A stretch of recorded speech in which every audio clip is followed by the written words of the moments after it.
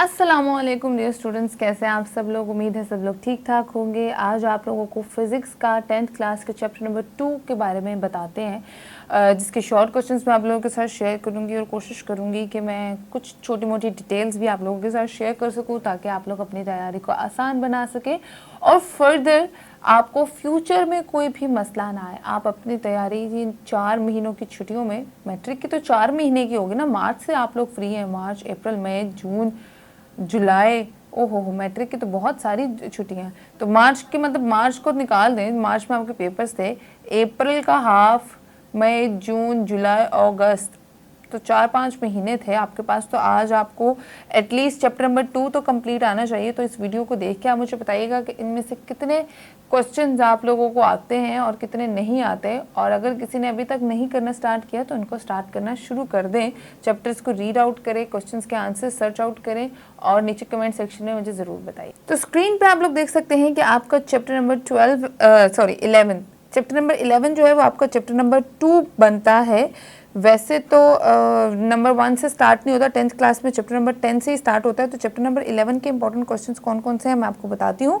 Number 1 पे है, what is the necessary condition for the production of sound, define loudness, on what factors does the loudness of sound depend, और define unit of loudness. ठीक है, loudness के unit भी आपने mention करके बताने हैं।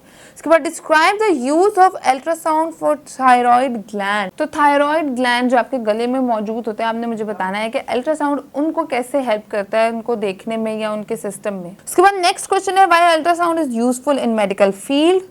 ठीक है, ये आपने बताना है, 1-2 पॉइंट मेजर है कि अल्ट्रासाउंड क्यों ज़रूरी है मेडिकल फील्ड के अंदर।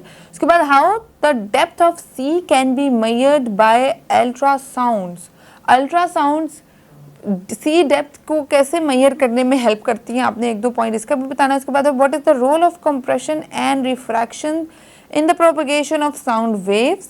उसके बाद what is sound, how it is produced, medium is necessary for propagation of sound waves, prove it with example. ठीक है, और इसको दूसरे तरीके से भी पूछा जा सकता है, वो इस तरह से कि what if we increase the mass of vibrating turning fork, what is its effect on frequency and pitch. उसके बाद नीचे आए एक और क्वेश्चन है कि why the voice of a woman is more shrill than that of man's. ठीक है, मैन से ज्यादा वुमेन की वॉइस क्यों श्रिल करती है और उनकी आवाज थोड़ी धीमी या मीठी या तीखी क्यों होती है, और मेल वॉइस इतनी लाउड क्यों होती है, ये आपने बताना है।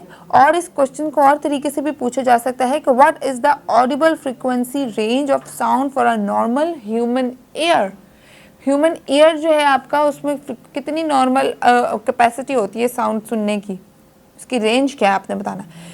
और इसके नीचे देखें, उसके बाद है what is sound and how it is produced.